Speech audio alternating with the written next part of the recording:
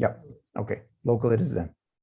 Yeah, and if we have the recording and nobody comes tomorrow, we will just direct them to the recording. I just exchanged a couple of emails with just today with 3 or 4 people, but they didn't say they will be here explicitly. Yeah. Because I sent the reminder email to just maybe somebody forgets, or I really want the explicit confirmation, or sometimes my emails go to spam folders because I put a lot of links. This is okay. So I'll talk as if I'm talking to 10,000 people who will be annotating in 150 languages. So just in case. And Alaaddin, Onur, Milana, please be detailed. Ask your questions. Take this advantage of this session of being 3 people. Yes, of course. Yes. Alaaddin was our scientific programmer. Now he's working in industry, and we are happy to have him. Alaaddin, do you hear us? Hey. Yes, I'm here. Perfect. Good to see you. And I will be around. I still need to sort out health insurance in Netherlands for me, for wife, a lot of stuff. And but I will be around listening, or Fırat can reach me by phone. Yeah, Ali, just a quick question. The annotation environment, will it be Wibalt? No, not Wibalt. Okay. But actually, Rayan told me she will arrange it last week, Thursday, but I haven't heard from her. Otherwise, just today in the morning, I had the bright idea of when we get the email from Alaaddin, like I will come, say we have Alaaddin and Wibalt. Alaaddin developed this interface from scratch, and therefore I was planning as a plan B this. So you may it is an option. I haven't checked whether it's on still. It's supposed to be on, right? If I go to, well, it will be. Anyway, the reason I was asking was maybe it would be a good idea to make us talk about the interface a little bit. But if it's going to be something else, it doesn't really matter. It's very easy, I'm sure the different annotation environment will be pretty straightforward as well. I mean, it's just so it's not a big deal. You can try to reach, and it is easy, and we can get a small video for the environment we will use, either or anything else. And Alaaddin already said he will dedicate around 20 hours for us, and we are free to use it for people. I hope. Anyway, keep in touch and see you around, guys. Okay, see you, Ali. Okay, see you. Bye. Okay. Given that it's just the 4 of us, I think it's a good idea to maybe start with a small introduction of who we are. My name is Fırat, and as Ali said, I have been the annotation supervisor in the Emerging Markets Welfare Project, and I maintain. I adjudicate annotations. I maintain the annotation manual. And do these kind of training sessions. That's basically my job description in terms of the project. I'm a PhD candidate in political science in Ankara University. My PhD research, there's no point spending time on that because it's completely unrelated to this project and what we're doing here. I'm happy to meet you all. So I hope we will have a productive session. Onur Hocam, shall we continue with you? Thank you, Fırat Hocam. I am Onur. I am Associate Professor, Department of Sociology at Mersin University, and I want to learn new things about the annotation process. So I am here. I believe that I can learn new things and good things. My main aim is to social theory, how the social theory relation with the AI machines, and how can we teach the social theory and how can we use effectively the social theory with machine models. The area is my interesting area, and sorry for my pronunciation. I don't have a chance in daily life to speak English. I always speak Turkish. Sorry for my practice, and I think this project is so important, and I am happy to be here. Thank you. Thank you. Excellent. That's excellent. Milena, nice to meet you. Hello, I'm Milena Slavcheva. I'm a senior researcher in the Institute of Information and Communication Technologies at the Bulgarian Academy of Sciences. I have been working in the field of computational linguistics for many years. I have worked on morphology, syntax, lately semantics. I have worked on annotation schemes of corpora, of the production of language resources on the morphological level, text level, syntactic level. I have been working now on deep semantics using an object-oriented formalism for describing the semantics of verbs and events. This is what I'm currently doing and very much interested in. And I'm interested in this project because the work is on events, and this is my special interest. Perfect. Thank you. It's so nice to have you here because, well, we'll be talking about the document level annotation in this in the session, and the annotation task you will be performing will basically be on the document level. So the word level syntax is not immediately relevant, but it is relevant in the grand scheme of things. And the annotation manual, insofar as it deals specifically with these issues, were prepared, and I have to apologize for it beforehand, was prepared by a completely an amateur linguist, if I may even call myself that. So I had to look up many concepts and terms in linguistics and in computational linguistics. So the language of the annotation manual, when it is clunky, when it doesn't work, I'm sure there are better ways to express some of the rules that it contains. And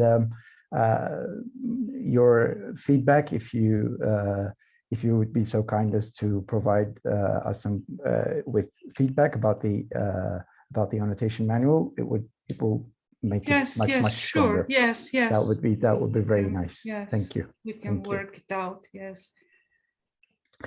Alaaddin, welcome. Thank you. I'm Alaaddin Selçuk Gürel. I'm a research engineer in industry now. My main research areas are machine learning and deep learning, and also natural language processing. I'm also interested in computational social sciences. I'm here because I would like to have a general understanding of computational social sciences well. It's a great pleasure to meet you. Thank you. And thank you, Alaaddin. Okay, so let's proceed to the presentation, and I'm going to be turning my camera off because it's going to die on me anyway in any minute, and I will be sharing my screen.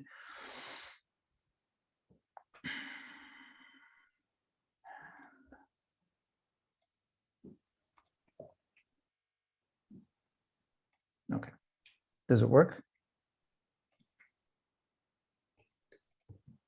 Yes. Yeah.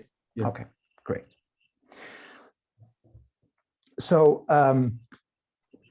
as I said, this session and the task you will be performing for the workshop will be on document level, and we will be working with newspaper articles, and the annotation task will be labeling newspaper articles, whether on the basis of whether they contain a protest event or not. And in this session, we're going to be talking very little about the annotation basics, some key concepts in linguistic annotation in very general terms. And we'll move on to the protest event definition that the Emerging Markets Welfare Project uses specifically, how we define protest events and what their characteristics are, what we also call the event ontology. We'll then provide a few examples of included and excluded cases of protest events or possibly protest events. And then we're going to have time, I hope, for some discussion about your comments and questions, etc. So to start, giving it a broad definition about what linguistic annotation is a good point to start, I think. And according to Iden Pustojowski, linguistic annotation involves the association of descriptive or analytic notations with language data. So we have a piece of language data. It can be which can be textual, it can be audio or images, it can be videos, and we associate certain labels, tags, the descriptive notations that we call labels with that piece of data. So the annotation scheme involves how we combine these the labels, the descriptive labels with the annotation units. Our annotation units, our linguistic units, are in our case is language data and written language data, and specifically what we call the document or the linguistic unit in our case is news articles. News articles in the original languages, in this case, as far as I know, that you will be the natural languages of where you're from. I think you will be coding news articles that from your own countries, right? I'm not mistaken on that. Milena, you said you were from Bulgaria. I think in the yes, at present we don't have Bulgarian data. There are no Bulgarian data, but Ali suggested that I annotate English texts. I can also annotate some French texts for the time being, so that I get involved in the annotation, and perhaps, hopefully, there will be some texts in Bulgarian as well in the future. In the future, yeah, hopefully, yeah. So this is we've done this task in the English language, in Portuguese, and Spanish in the past. But we annotated in English from a variety of countries. We annotated English in the documents that we got from newspapers from India, China and South Africa. So we used English in the past in a variety of contexts, and even though the rules on the like the majority of the rules in this annotation manual were made thinking in terms of the English language and texts from primarily India, China, and South Africa, and it was developed later on with Spanish and Portuguese data as well. On the document level, the specific language doesn't play a huge role. So in the, I think you already have the annotation manual. Actually, I'm going to be sending you the newest version right after this this session. The sentence and token level annotation manuals have a few special characteristics of Portuguese and Spanish, because they play a certain role in how to annotate spans of words, how the phrases are constructed in Spanish and Portuguese is a little bit different from English, etc., etc. But for the document level, it's not the language per se that makes a difference, but we're going to be talking about that in more detail in the session. The event types may be different and from country to country. So in some countries, some certain modes of collective action are more prevalent as protest events. In others, they're not. So the language doesn't play a huge role, but of course, that is not a that's an a priori statement. So we might encounter cases where language does play a role. So in terms of that, it will also be fascinating to work with a variety of languages, which will test and hopefully enrich the annotation manual in the end of the process. So yeah, the annotation scheme, for it to work, we need to have clear and consistent definitions of the labels that we ascribe to texts. So in the rest, the annotation manual tries to do just that, to define what we mean by the labels that we use and how we apply them. And in this task, we work with 3 labels on the document level, which are simply protests, no protests, and planned protests. And if we define our labels, protests, documents are any document, any news article that contains any kind of reference to at least one protest event that has taken place or is ongoing. So the news article might have references to more than one protest events. It might have reference to ongoing events as well as past events, but in order to merit the label protest, document, the event that the document recounts, we must be sure that it has taken place. It's a specific event that is taking place or is ongoing. Ongoing events obviously are events that have definitely taken place at some point in time because they're ongoing at the time of the writing of the article. So those two these documents we label protest documents. No protest documents is simply the counterpart to the protest documents. The document contains no reference to protest events. They might be at times talking about social protests, social demonstrations in general on a conceptual level, but if they don't have reference to a specific event that has occurred, it will be labeled with the no protest. And we also have planned label.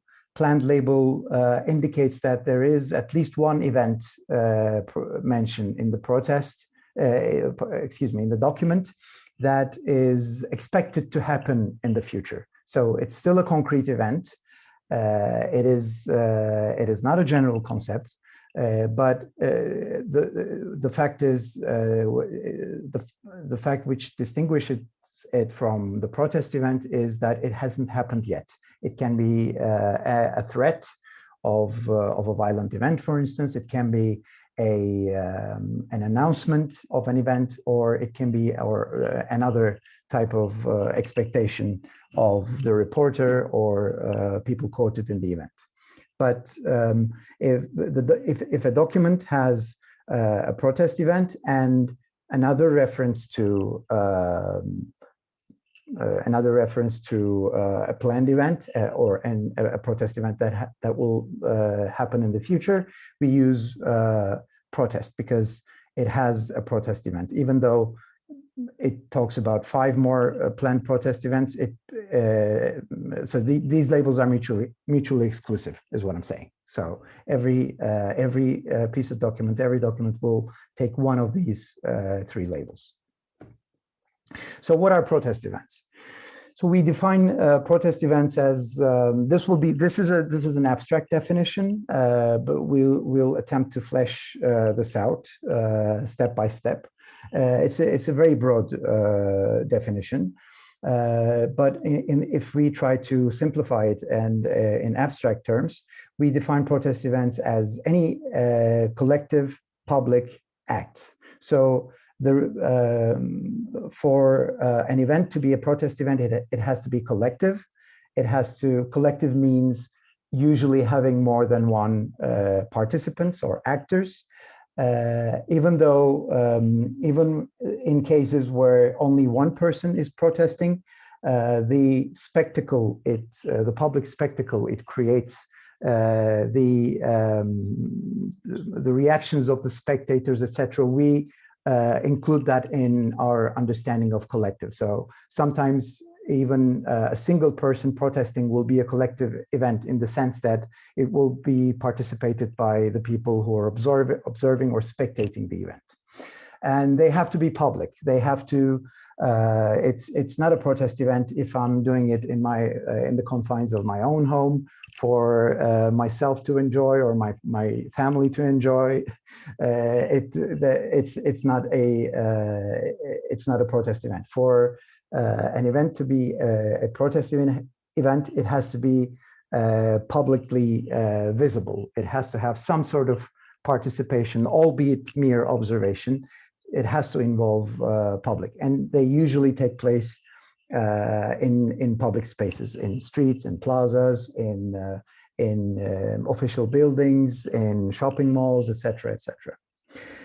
The actors that engage in protest events are non-state actors. So these are political events. What we call protest events are political events, but they don't involve non-state actors. So those who are protesting, those who are holding the event, the participants or organizers of the event, have to be civilian for an event to pass as a protest event. Sometimes there will be cases where government officials, civil servants will be protesting, obviously. But for instance, police officers will be protesting about their working conditions, or like employees of a municipal organization will be protesting, say, about their salaries, wages, etc. Even though they work as government functionaries, in the protest events that they participate in, they're actors of, they do it on their civilian capacity. So they're not engaging in protest as a part of their official job descriptions. So this principle is to distinguish, works more in order to distinguish certain more like military confrontations where you have state forces and non-state forces combating each other. Sometimes if the article is written such that the state For example, the government of a given country engages in a military operation against some militant organization. If the event is started by the state actors, the military, and is not actively resisted by the targets, that becomes a no protest event. So this non-state actor requirement is to distinguish such cases in practical terms.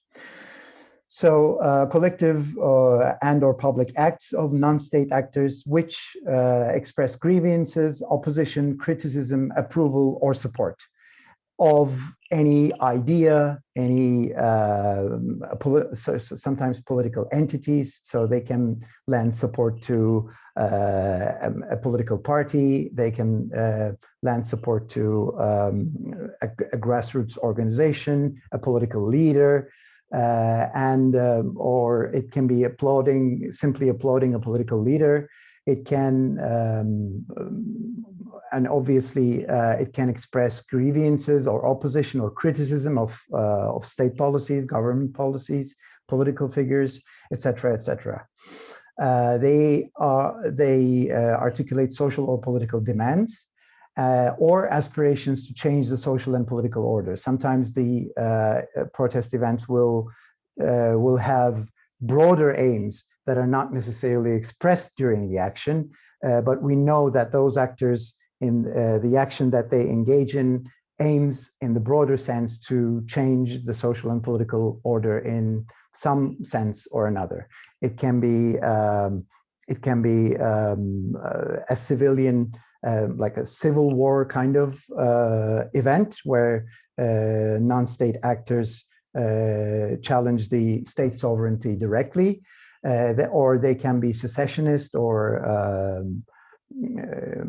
other geographical or territorial claims over states or territorial or geographic sovereignty of states, or these events can be instances of social conflict. That is, conflicts, episodes of conflicts and confrontations between different social groups and or between social actors and state officials like police forces, etc.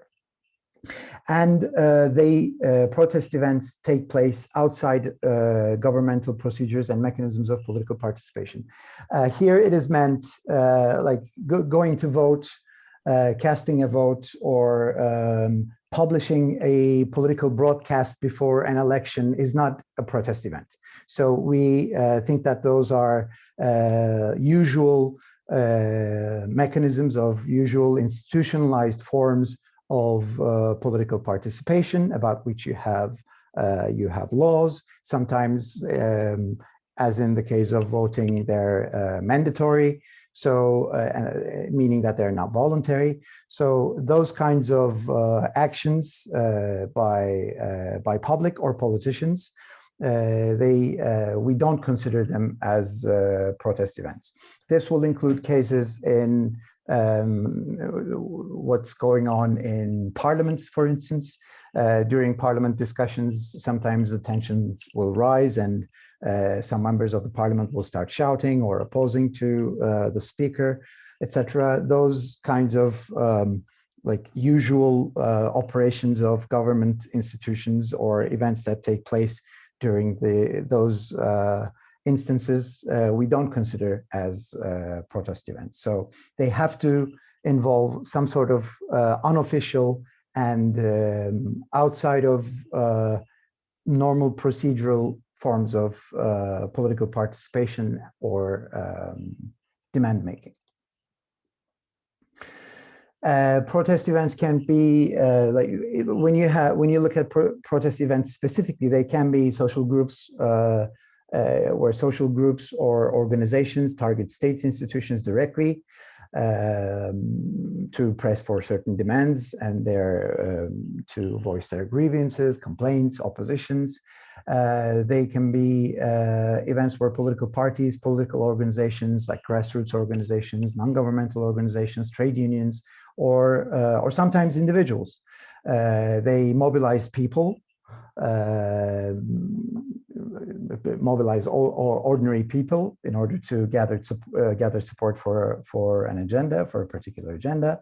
Or, as we said, it can be instances of social confrontation and conflict based on differences between social groups. It can be differences of social identities, for instance, race riots or like racist uprisings, like lynching, etc. They can be conflicts between opposing political groups, they can be, for instance, fights among activists of different ideologies, or they can be instances of conflict based on economic interests. So they can be strikes, workers' strikes, for instance. Their strike is an industrial action, what we call an industrial action, whereby the economic interests of the bosses, of the employers, and those who are employed clash with each other. So we include those kinds of group confrontations in our definition as well. So yeah, group confrontations, social confrontations they may or may not involve state institutions. Protest events can be both violent or non-violent. On this level, we have a violent, non-violent event classification task as well, but we won't be doing that on this level. So the protest events that we classify, the documents that we classify as protest documents can have violent or non-violent events. So a little bit more specifically, so what are the types of events that we're talking about? So, a major category of events is what we call here like taking to the streets.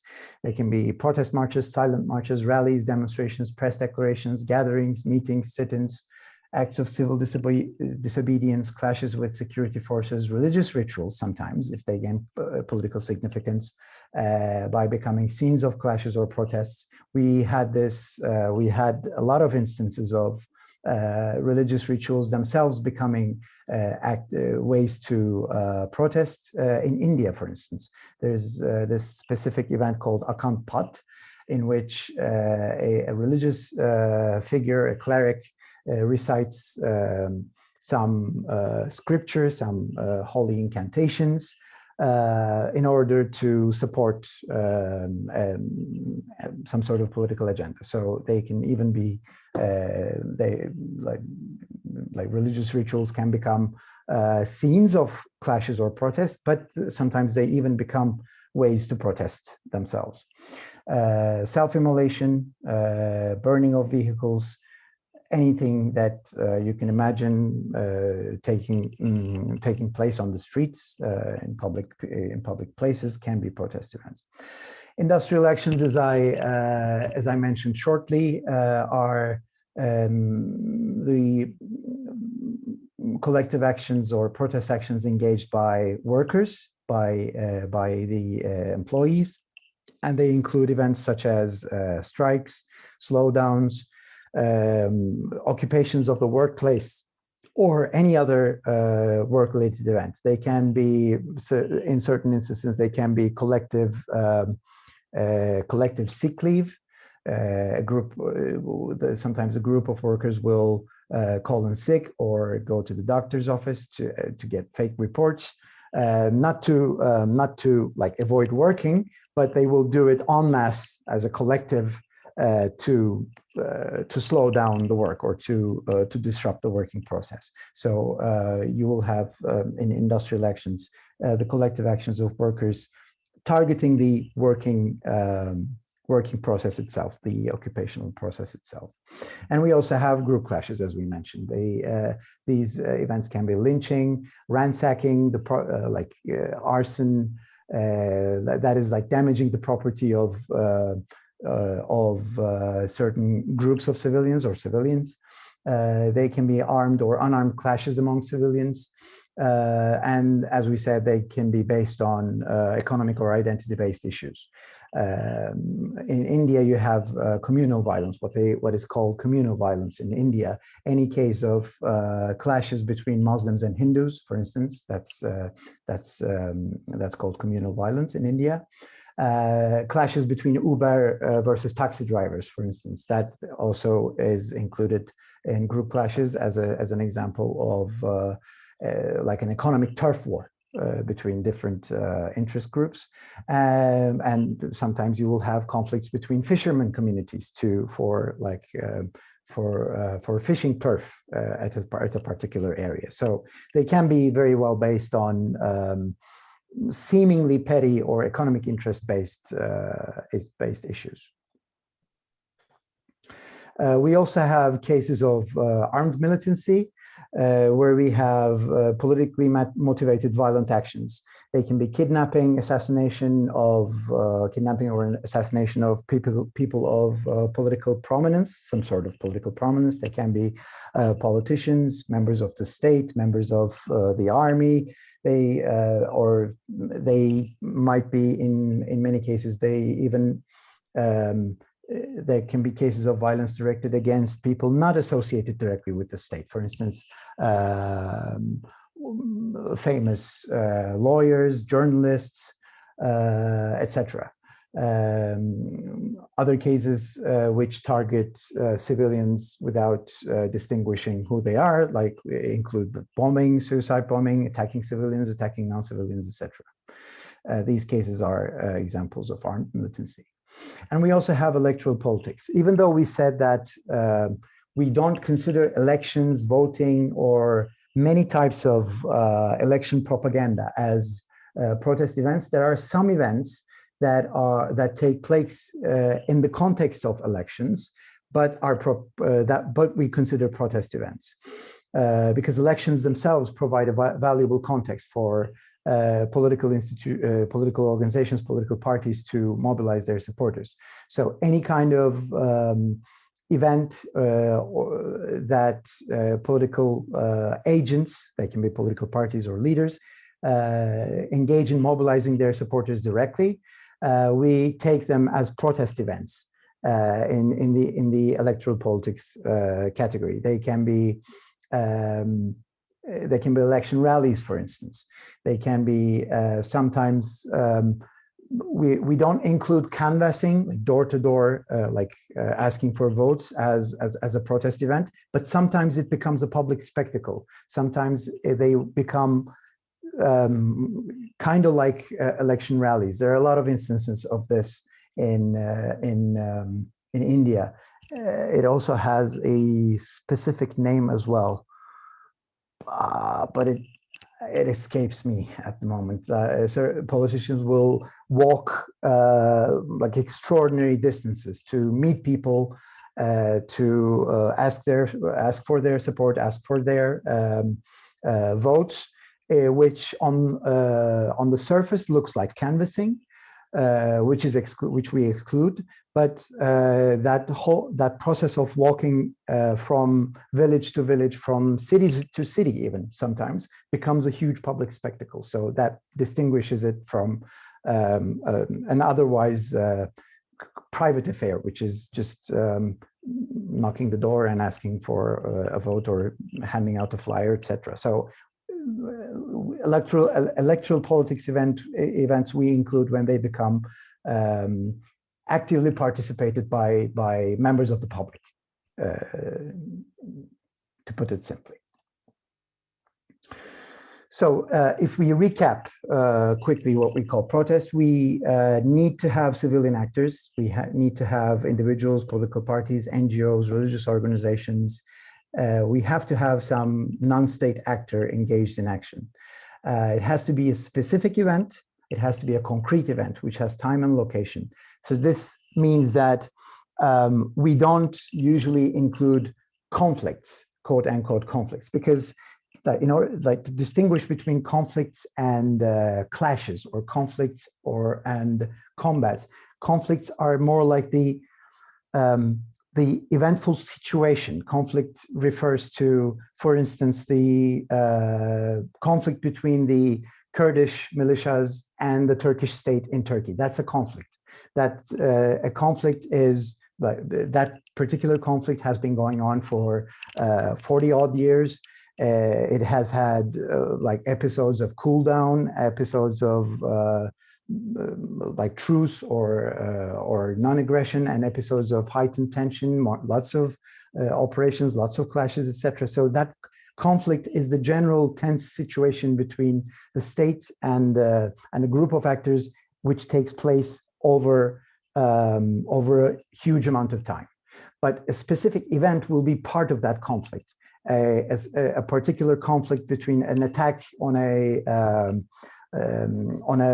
military installation by the militant group, for instance. That attack will be an instance of that broad conflict, and that will be the event that we're looking for. So if a news article is talking about the conflict over Islamic fundamentalists, militias, and the Indian state over Kashmir, for instance, or the conflict between certain groups in Kashmir and Indian government over the territorial status of Kashmir, that's not an event. That's an eventful situation. That's a tense, conflictual situation between two entities. But the events will be the specific actions of violence or episodes of violence where the civilian actors directly engage with the state forces. So that specific event means that in this context.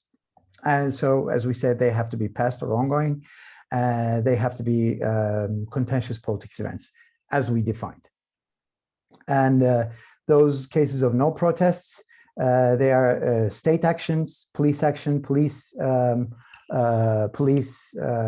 intervening in a protest to arrest citizens, for instance. That intervention of the police is obviously not a protest action. Or the military engaging a military operation against a militant group. That's not a protest because it is engaged by the military, the state actors.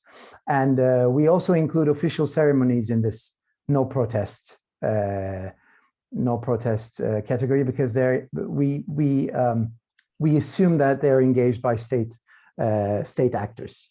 So official ceremonies of national days, for instance,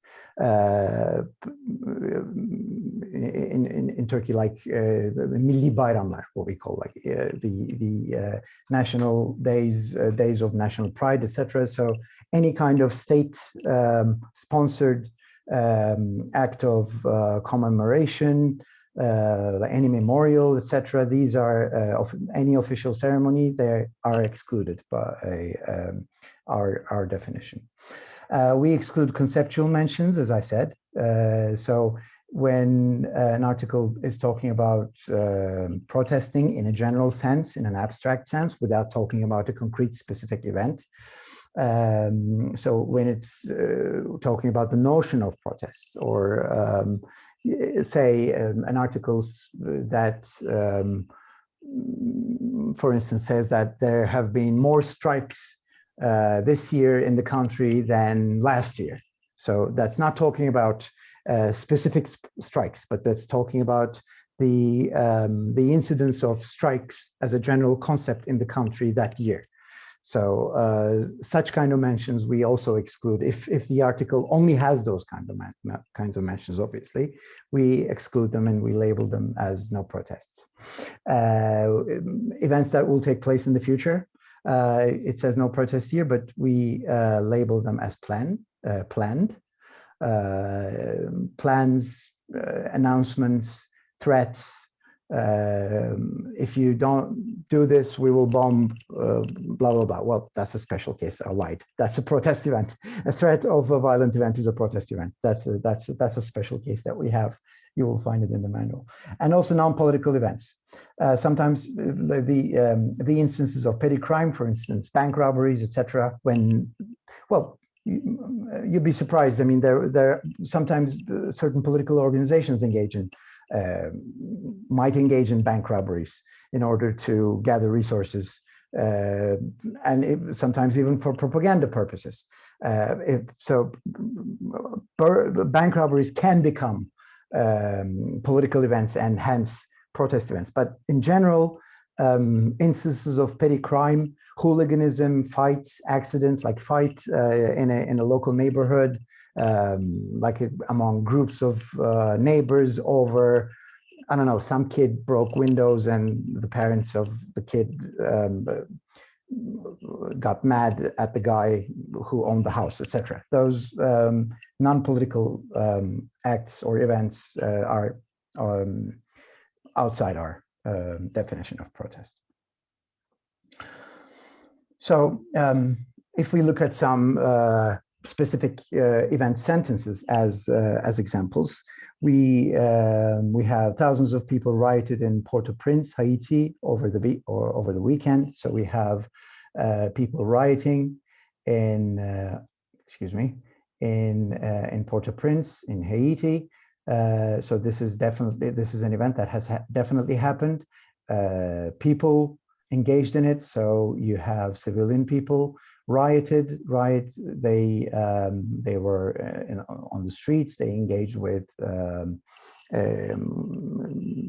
government forces. Maybe they even ransacked some shops, etc. So you have an event that has definitely happened in the past. You have civilian actors and riots. I mean, we assume every single riot to be political in nature. So we say that they have to be political events, but in many cases we assume that certain types of events are political, even though you don't see here a specific aim or goal that is explicitly political.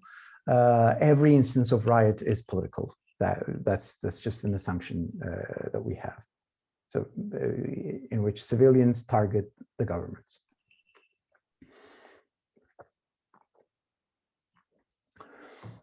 So the union began its strike on Monday. The union, the workers of this union engaged their strike.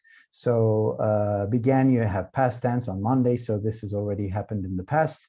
And you have the civilian actor, the unions, and the workers associated with that union. So this is included in our protest definition. So this is a protest event.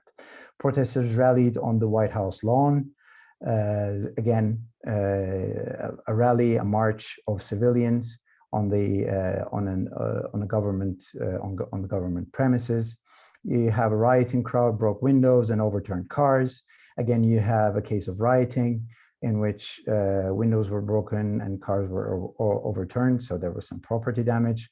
A crowd of 1 million demonstrated Saturday in the capital, protesting against Israel, the United States, and Arab leaders regarded as too soft on Israel. So you have a huge amount of civilians demonstrated in the capital city, and they manifestly have a political agenda. It doesn't really have to be.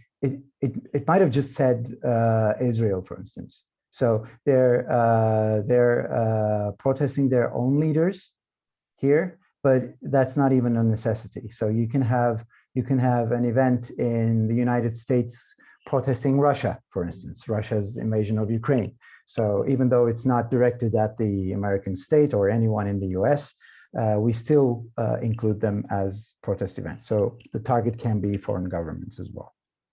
In Ramallah, around 500 people took to the town streets, chanting slogans denouncing the summit and calling on Palestinian Authority leader Yasser Arafat not to take part in it. So this is an admittedly old event reference. Clearly, you have people demonstrating on the streets. You have more than 40,000 workers back at their jobs on Thursday following a one-day walkout that closed social welfare offices and crippled. So you have, again, an industrial action, a strike here. During the work stoppage on Wednesday, local residents were unable to register marriages or get documents for real estate transactions. So consequences of the events. So that's basically it.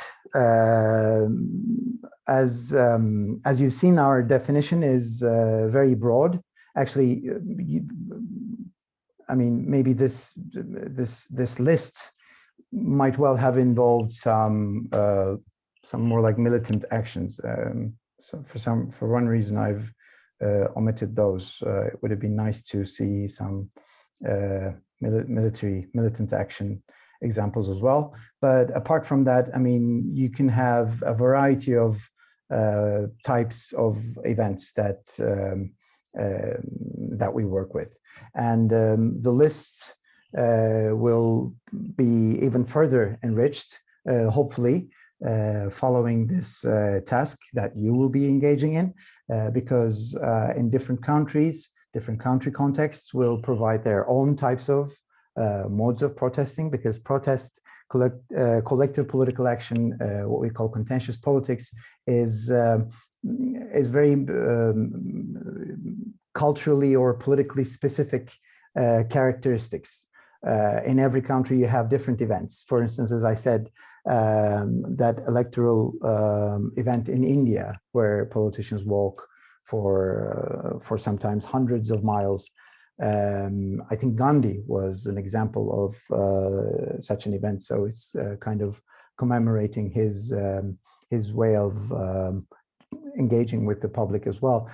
So that's, or we had another type of event in India that we call Band, whereby a political organization, more often than not a political organization that can flex some muscle, that can, it doesn't really have to be a militant organization, but they have like people with like sticks and stones who can impose some sort of order on the streets. They would force shops in a certain area to close, for instance. So that's kind of like a citizen strike, but imposed and practiced by a political group. So that's a specific type of event which we encountered in India, and I think we have similar instances in Turkey as well. İşte esnaf kepenk kapattı. Like events, you will have a political group forcing the local businesses to shut down on a particular day.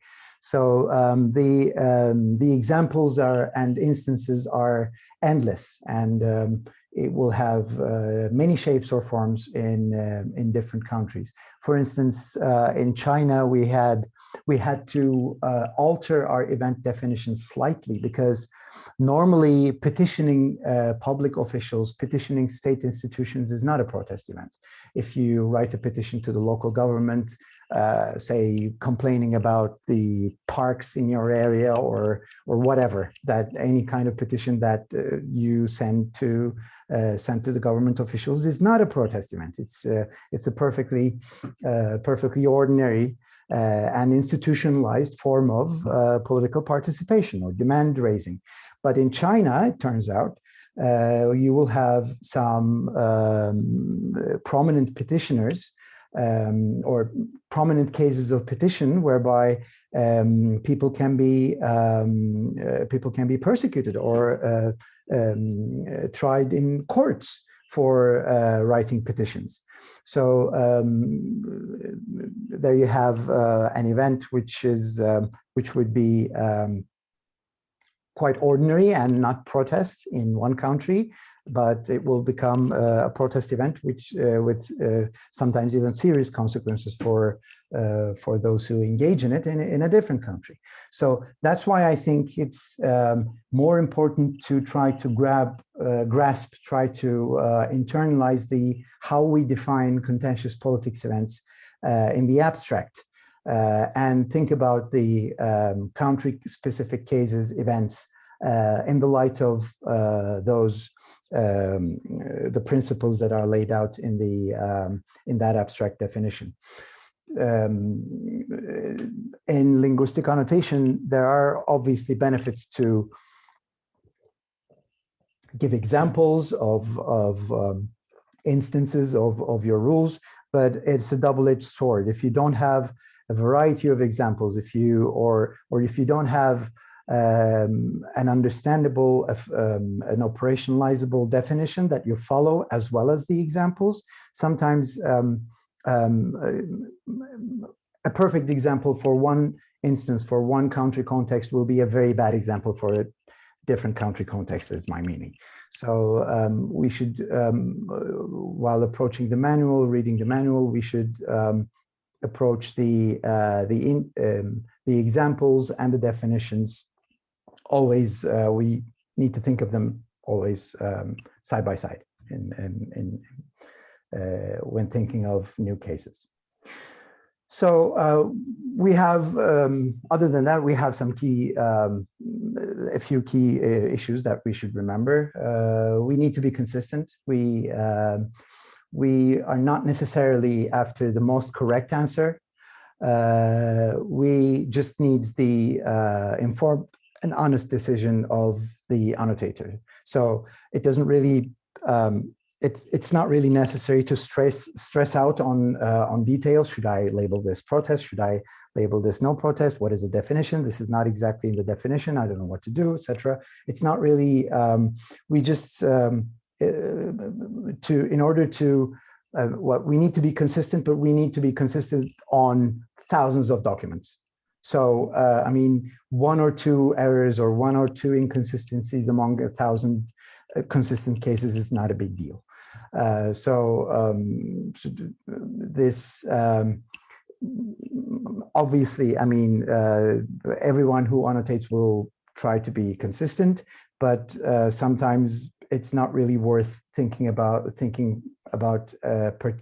only one document for half an hour. That's what I mean. I mean, if you're not sure, you can say no protest. I mean, I'm not sure about this, and just move on.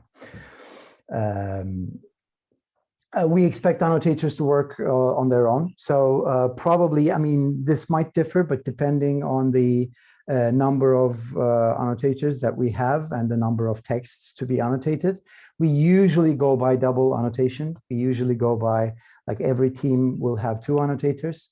Or in this case, if we're not going to adjudicate or resolve the disagreements afterwards, there might be 3 annotators. So 2, 3, 4, 5 annotators will be reading the same document and labeling on their own terms, and the comparison of their individual labelings will form the basis of the training data. So that's how annotation works. Maybe I should have told this in the very beginning. But we obviously we expect annotators to label the documents on their own. We might have like Q&A sessions, and you might send emails to me asking about certain particular cases. It's good to have collective discussions and collective decisions when we're building the manual. So this has not been a rule that we followed very, very strictly. Sometimes we decided together with the annotators, but that was during the times when the annotation manual was kind of immature, and in a lot of cases we needed to decide on a rule that was not already in the annotation manual. So that's not really the case anymore. So we need the annotator's own judgment and own knowledge to work during the annotation process. So this involves, I mean, consulting to online resources. So there might be cases where you don't understand a particular issue that takes place in a country. Maybe you're unfamiliar with the country context, or maybe you're unfamiliar about on some of the persons that the news article is talking about. So if the linguistic, the machine learning tools that we develop, they don't have contextual information. Well, at least in the beginning, when they're naive, they don't have no contextual information whatsoever. So they usually they don't. That's why they don't refer to Google. They refer to the annotations that we provide them. They don't refer to external sources. So that decision the annotator makes on their own when labeling a document shouldn't involve, in principle, externally researched knowledge. If the news article doesn't make it clear, that's it. It's not clear. If you're not sure that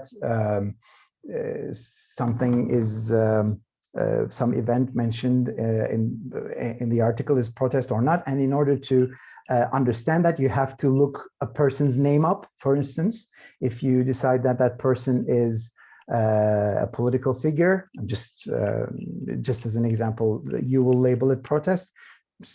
You should label that no protest. So we shouldn't base our decisions on the knowledge external to the document. This is for like more. This doesn't apply to you. Now, this is our usual like weeks and months long annotation process. But maybe the principle here is to we can adapt it such that even though annotation task is simple, it can be tedious. And if you start annotating and you feel you have to annotate like 1,000 documents in 5 hours, it usually doesn't go very well. So that's why we suggest our annotators to, I mean, if they have 1 week to annotate a certain number of documents, we we advise them to annotate like 1 hour every day, rather than 7 hours on Sunday. So this even progress it helps. It really diminishes the simple error rate. That's in our experience. I will be expecting your questions. You can email me about anything. You can email me about the manual. You can email me about a particular news article that you find difficult to understand, or an event that you find difficult to process or label. I will consider each email, each question as feedback. If the annotation manual fails at answering that question, it should be made better. So that's why I said in the beginning, the preparation of the manual took the entire time of the annotation task, because with every feedback, it became a tiny bit better. So every question is considered as feedback. You're encouraged to ask anything and everything about the manual and about the protest events. So that's all that I have to say, I suppose. So I can leave the floor to you for your questions. We can take a look at some examples, but before that, I'd like to hear if you have questions or comments. Well, thank you for this very detailed talk. It's really interesting.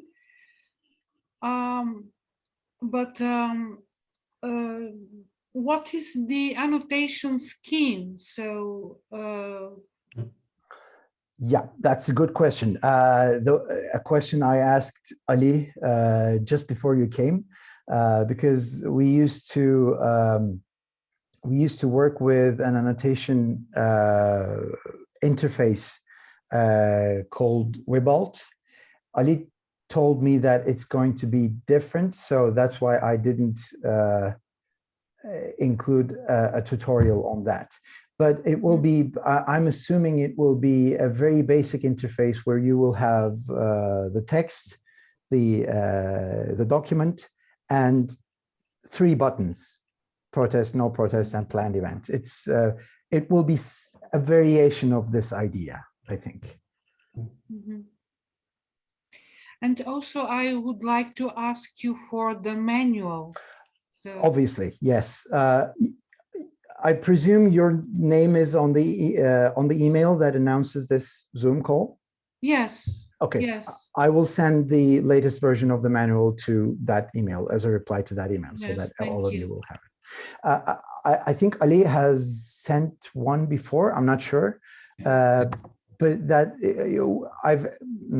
It's possible that I missed it, or well. Yeah, it's updated anyway. So it's better if you have the final version. It's there were lots of mistakes, language mistakes that were corrected. So I'd be very happy if you refer to the new version. I'll be much less embarrassed if you work with the new version. I'll send it. Okay. Fırat, could you send it to me too? You're not on the email list. I'm in the email list, but I couldn't find the End of the menu. email, you can find GitHub link. GitHub. Okay, generally for. Yeah. Okay. GitHub link. You can find PDF file in GitHub link. Yeah. Alaaddin, you're in this email. Yeah. I can see your name. I'm going to reply this email. The email from Ali, expanding evaluation data for multilingual protest news detection task at case. It's the one. End of the email, we can find the link for GitHub. The GitHub version is not updated as well, so I'll send it. I'll send the. You can use the one attached to the email. Thank you. This one is updated last year, I think. I finished the update today. Okay. Thank you for the presentation, and I think everything is clear, but I just want a question. What is our date time expected when will we finish? Ali says in the email that the annotation environment will be available on the 14th of May. Yeah. I assume that's the time that you will be starting. Yeah. And if I'm not mistaken, you will annotate 300 documents. I think 150, I think. 150? Yeah. Huh. Well, we usually, in the first weeks, in the beginning weeks, we tell annotators to annotate 150 documents per week, per 20-hour week. So we assume it takes 20 hours to annotate 150 documents, but that's a conservative guess. So if it's 150 documents, it will take you 1 week if you can spare 20 hours. If it's 300, it will take you 3 weeks. So I'm not sure when it will start. I understood from Ali's email that it's on 14th of May. Okay, thank you. No, you're welcome. I have a question. By the way, the presentation is very well explained. Thank you. And the question is, we are labeling based on the documents based on the events which included in the document or referenced. For example, if a document or newspaper, news articles talks about a subject, for example, the a subject, abstract, maybe, abstract subject about something, and says some sentences like that. It raises questions about the event which happened in 7th March. Gotcha. Blah, blah, blah. Passing references to events count. So it can be an article about a football match between Fenerbahce and Galatasaray, and it might mention in one sentence a protest event that happened at minute 57. There were anti-government slogans, for instance. Even though it's an article about the match, the rest of the article is talking about the match, talking about the game. One sentence which is talking about a protest event is enough. So the article itself doesn't have to be about that event. We annotate on the basis of references, event references. That's a good question. Thank you. Okay, I will ask my other questions, I will reference the manual, and if I have another question, I will ask within. Excellent, excellent. So we have some time. Maybe we can take a look at a few examples that I must have. Okay. I think it's a good idea. Thank you. Yeah, I should have. We have, yeah, some examples from India. I'll be sharing my screen. I can send you this document as well if you want to have a look. Thank you. Okay, so we have here the long pending demand for more than 100 officers on the ships run by Lakshadweep, blah, blah, blah, Development Corporation between LDCL, between Kochi and various islands forming part of the Union Territory in the Arabian Sea to get salaries and allowances on par. This doesn't have punctuation. This is a nightmare to read. I'll just try to read quickly and tell you about the event. According to the workers of the Seafarers Confederation, the government contingent non-commercial overdue issues.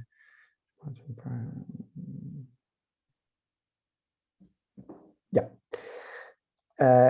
In this sentence, it says, according to workers of the Seafarers Confederation of India, SCI, affiliated to blah, blah, blah, Sangh. This is a political party or a political organization, I suppose. The government continues to remain non-committal over the issue, though it transfers huge amounts every month to private operators, managing agencies who run the LDCL ships to pay salary and increments.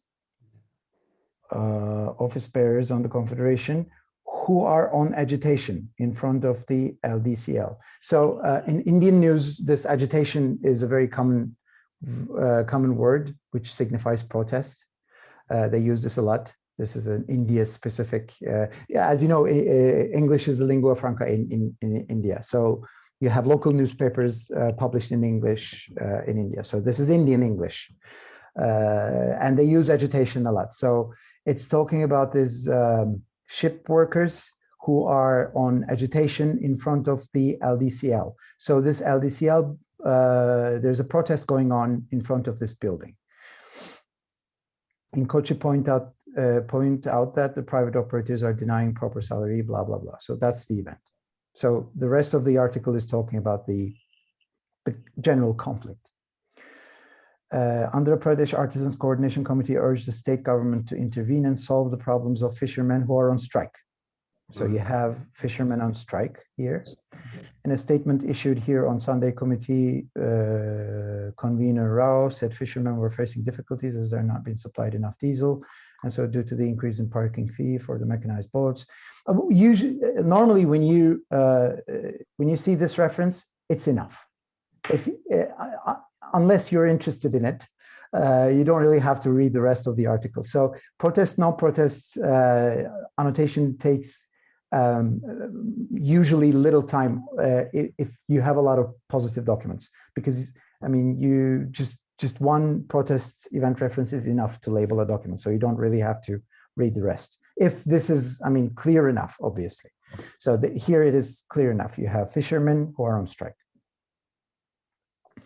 Was withdrawn to help fishermen. I'm looking for another event reference, but I don't think there is one.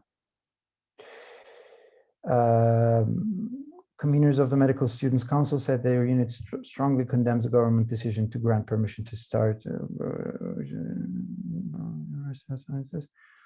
blah, blah, blah, blah, blah, blah, blah, blah, blah.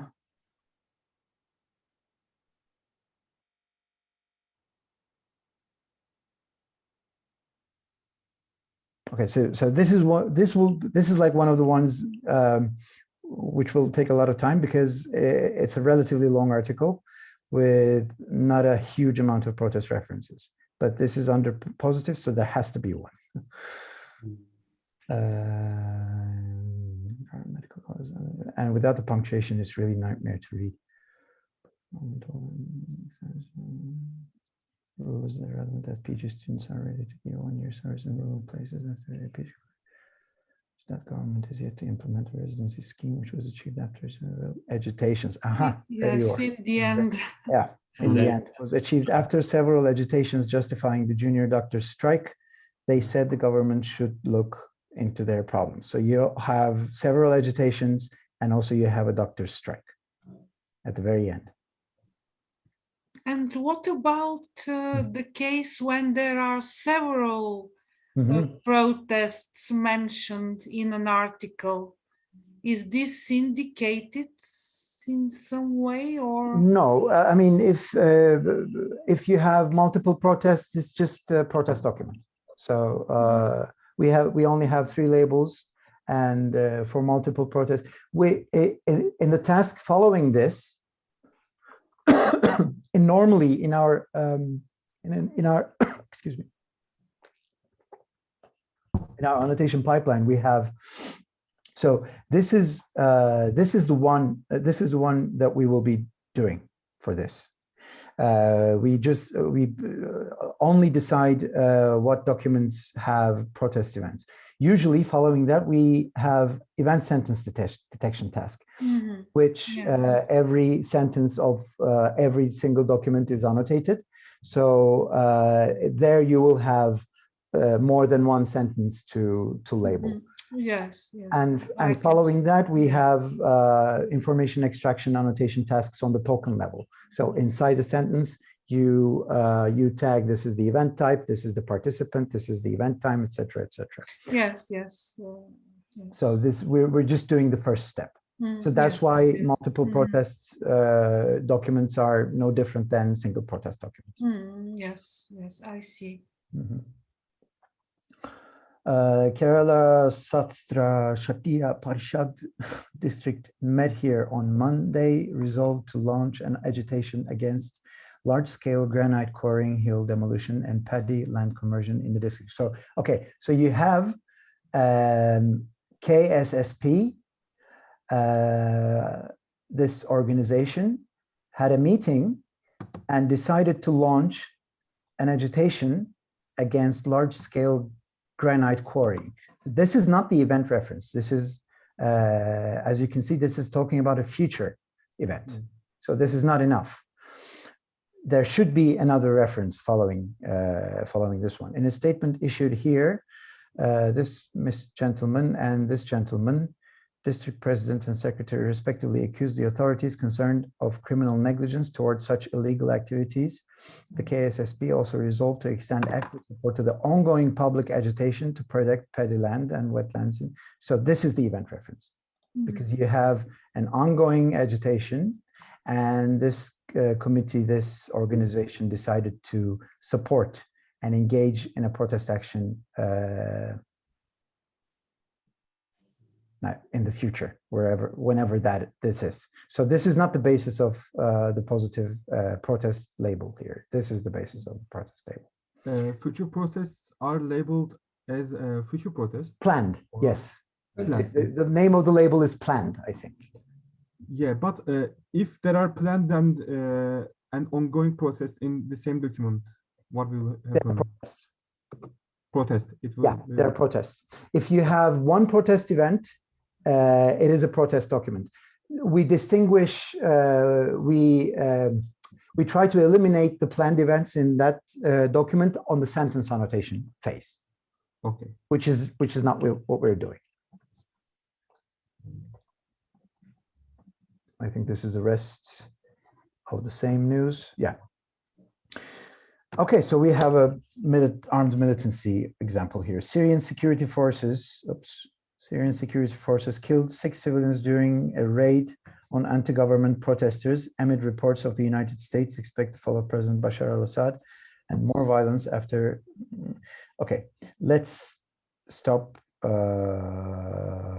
here and consider this a different sentence. Syrian security forces killed 6 civilians during a raid on anti-government protesters. So this is not an event sentence. We don't have events here. Why? Even though it's talking about anti-government protesters, it's not talking about what they're doing.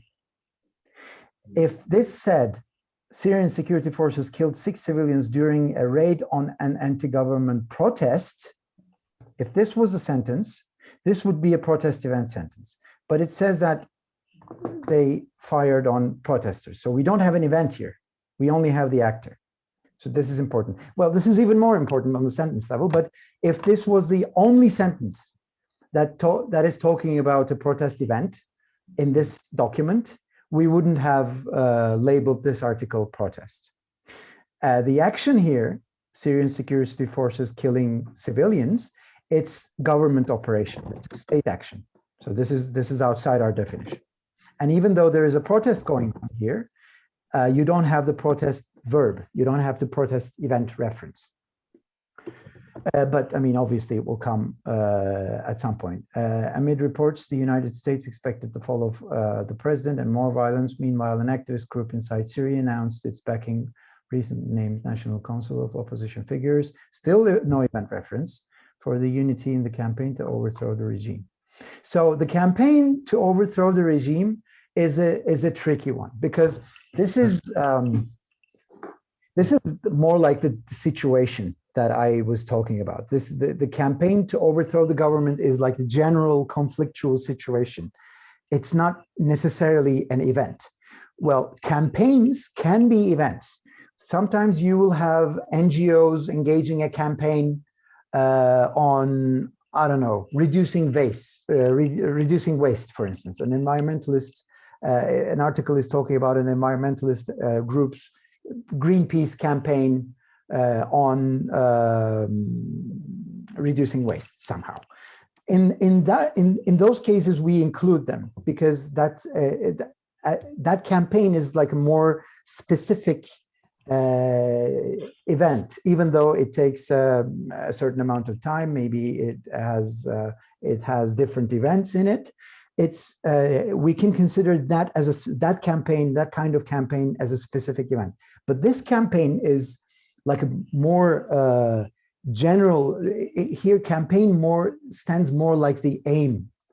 In the campaign to overthrow the regime, this talks about the whole uprising, the whole conflict.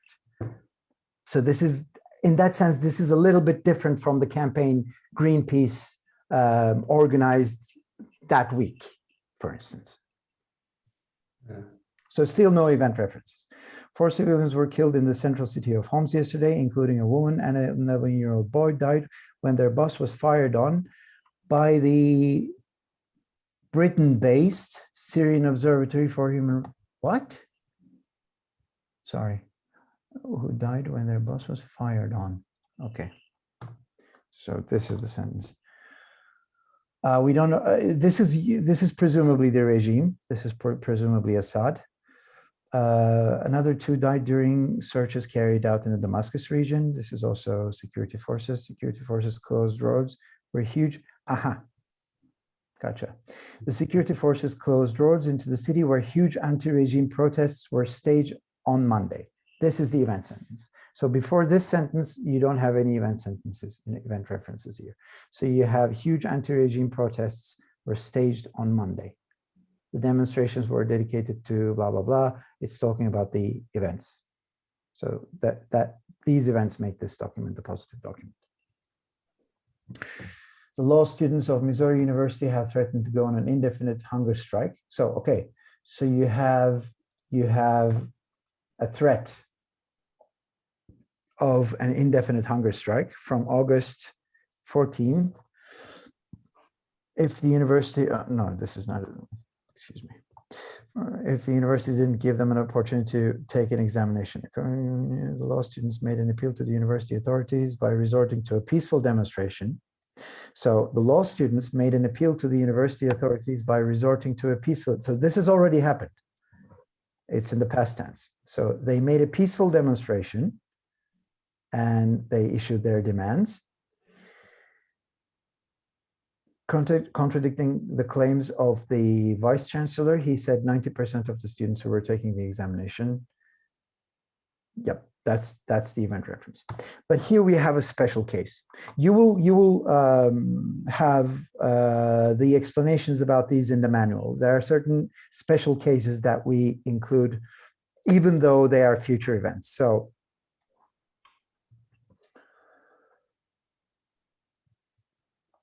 let me find it quickly.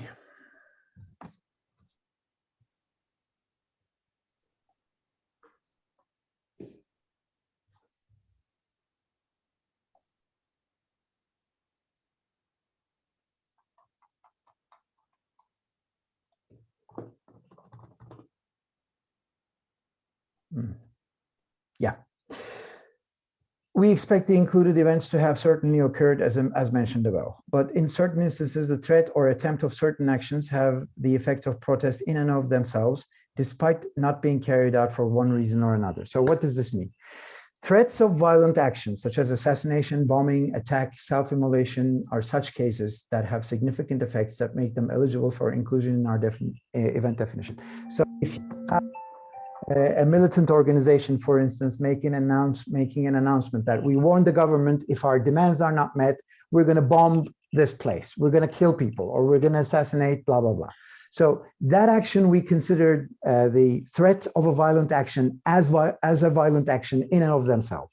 So we take that as a protest event. So if you threaten violence, that's not a future event. That's a protest event because it has already achieved an effect. Yeah, and the threat of gruesome violence is significant enough to, in the sense that it causes outrage. We take them as forms of protest events, even though they haven't happened, and it's a threat for the future. So that's the exception.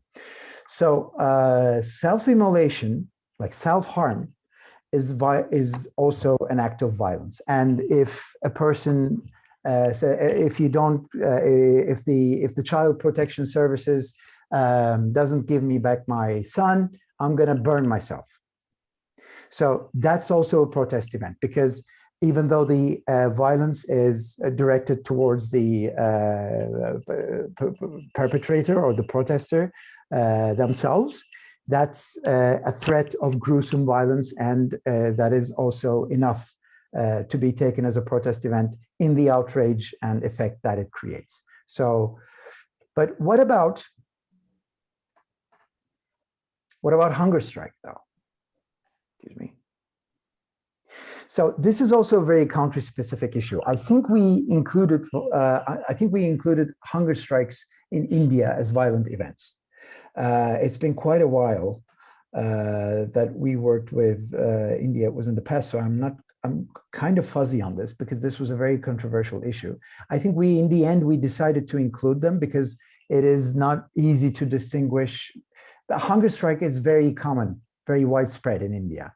And sometimes you will, I mean, in general, for instance, in Turkey, you have hunger strikes and in other countries, you have instances of hunger strikes in prisons, for instance. They can be quite serious. They can become quite serious. People are usually injured for life, or at worst cases, sometimes they even die.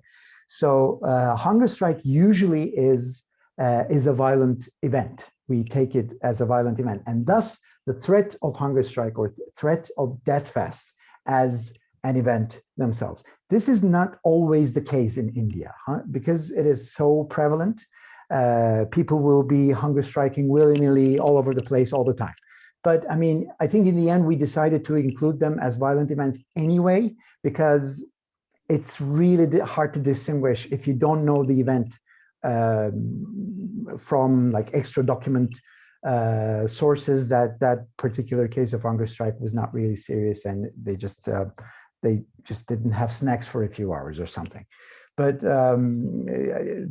this is also like this. My point with this whole blabbering is that we include this as a threat of a violent event and therefore a protest event.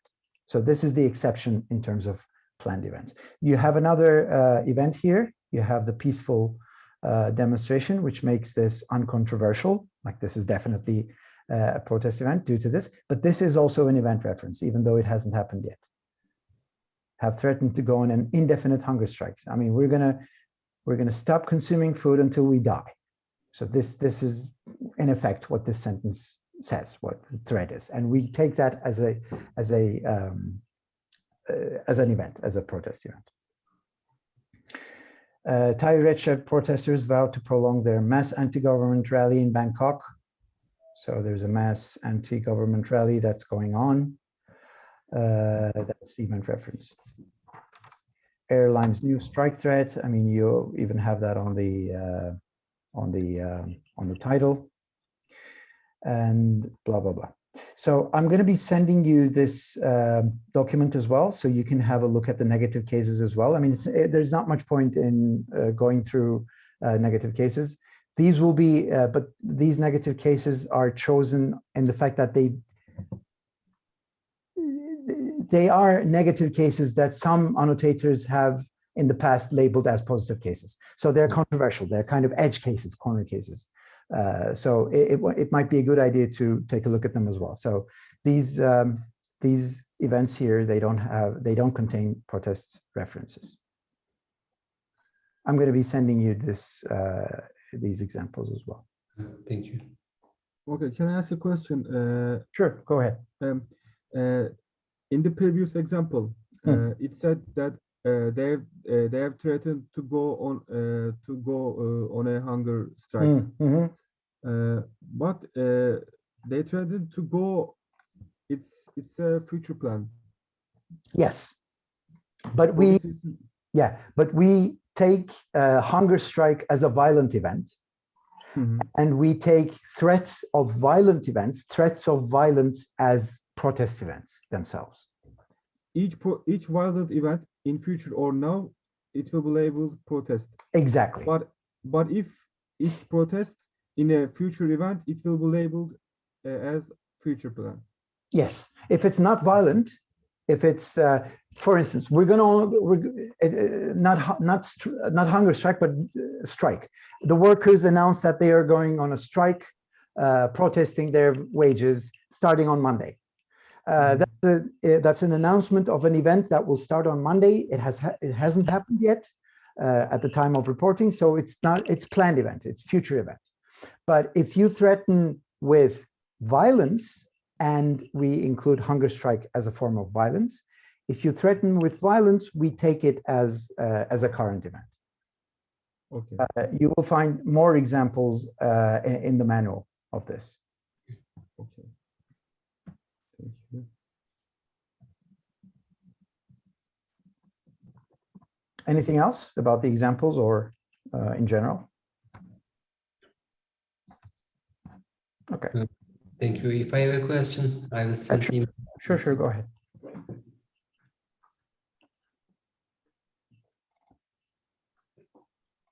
Oops. My video is gone. Can you hear me? Yeah. Yes. It usually locks the Zoom as well. So, okay. I think we can close our session. I'm